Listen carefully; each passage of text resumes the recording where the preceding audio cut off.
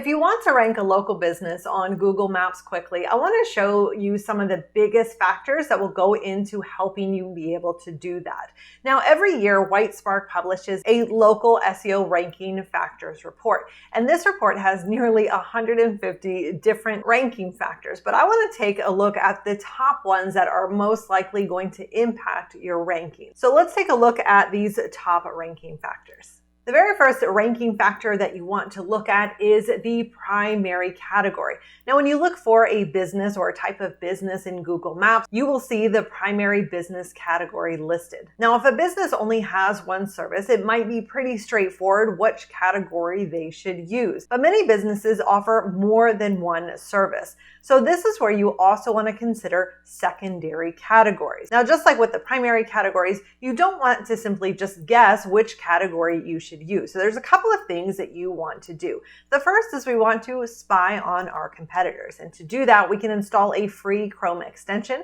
which I've talked about before, called GMB Everywhere. With this Chrome extension installed, you can go back to Google Maps, pop in your keyword there, and now you will not only see the primary category, but also the secondary category or categories for each business there. So that'll give you a good idea as to what the competitors are using when you search for a particular keyword that you want to rank for. Now, you also want to consider which of these categories is actually the biggest money maker in the business as well. And that may influence which of those categories is your primary category versus your secondary category. Another thing that you would want to look at is also the keyword research for these keywords as well, because if you find one is really difficult to rank for, or maybe it has a lower search volume than the other, you may want to switch those categories based on that research. Now, once you have the relevant categories added to your profile, you also want to make sure that you go to the business website, and you want to make sure that that keyword is also added to the title of the Google Business Profile landing page, as well as including it in the H1 header and at least one of the H2 headers as well. Now, the second ranking factor is the keyword in title. And this is referencing adding a keyword into your Google Business Profile title. Now, you want to be very careful here with this because Google actually says in their terms, including unnecessary information in your business name isn't permitted and could result in the suspension of your business profile. Now, we can see some businesses have keywords in their business name,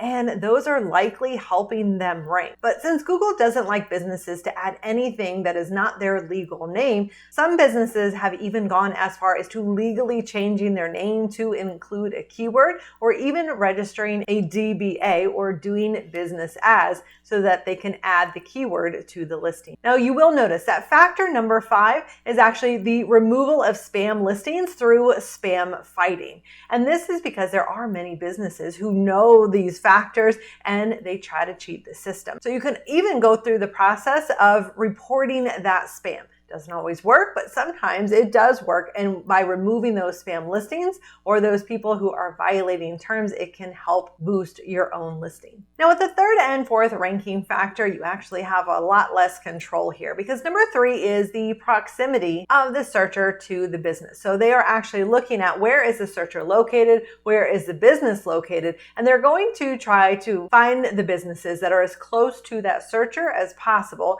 since after all, they are looking for someone local to them to be able to go to or to have come to them. And number 4 is an actual physical address. So again, looking at that location, how close is that business to these potential customers that are searching for a service? The fifth ranking factor is working to remove those spam listings, which again is great when it works, but you can't always count on that. And you will need to work on some of the other factors to help boost your listing. But anytime you see listings that aren't actually local businesses or that are keyword stuffing in their titles, for instance, you can report that to Google. But you want to make sure that you actually do your research first. You want to make sure that this actually truly is a spam listing. Sometimes they are very easy to identify, and other times it takes a little bit more digging. For instance, if a business has legally changed their name to include that keyword, well, that's something you actually have to know before you just go start reporting these businesses. And if you are in the Portable Entrepreneur community, I do have the step-by-step process for how to go about reporting these spam listings so those hopefully get removed and you can boost your rankings there. Now, the sixth ranking factor is ratings. So how many ratings, how many reviews does the business actually have?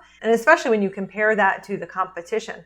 But not only the number of ratings and reviews, but also what are the quality of those? Are we getting actual 4 and 5 star ratings for the vast majority? Of course, any real business, if they get a 1-star review, a 2-star review, it's bound to happen. It happens to all legitimate businesses. So in that case, we just want to make sure that the business is actually responding to any of the ratings, the reviews that they get, both positive and negative, in a professional way. And that's okay. It looks like a legitimate business. But for the most part, we do want to see only 4 and 5 star ratings. You also want to look at, is the business getting regular reviews? Are they asking for reviews? And are they getting a whole bunch of reviews in bulk at one time? Or are these reviews just continuously coming in? So we want to make sure that even if you are working on a newsletter campaign, let's say, that brings in a bunch of reviews, we also want to make sure that we are consistently asking for reviews so they come in regularly, because that does look better than getting a whole bunch at one time. So these are some of those top ranking factors that are definitely going to make a difference. So you want to make sure that you start out by spending time here with what is going to make the biggest impact before you start moving on to some of the other things that you will need to do within Google Business Profile. And keep in mind, there is so much that you can do to positively impact your local map ranking. So please don't get tempted by doing any of the shady tactics, even if you see some of the other competitors or those ranking above you doing so. But as I said at the beginning, make sure to not only spend time properly optimizing your Google Business Profile listing, but also making sure that you are putting just as much time into making sure that it is a completed profile, that you have set it up to actually convert some of the searchers into actual leads and customers for the business. If you have any questions, let me know in the comments below, or if you are already a community member and you would like help with your or a client's Google business listing, you can post there as well so we can take a look. Now, if you'd like to get access to step-by-step Google Business Profile processes, including how to go about setting up new accounts, properly optimizing these accounts, creating and managing organizational accounts if you want to do this for clients, onboarding questionnaires and emails, so you can offer this as a new revenue stream in your business. Lots of post-topic ideas, so you can offer this as on a recurring basis for clients. Local citation audits, how to go about building citations, all step-by-step processes for you. Those are inside the Portable Entrepreneur community, where you can also post any questions that you have so that I can help you. Send me a direct message or even a voice message there as well. Thank you so much for watching. I'll see you next time.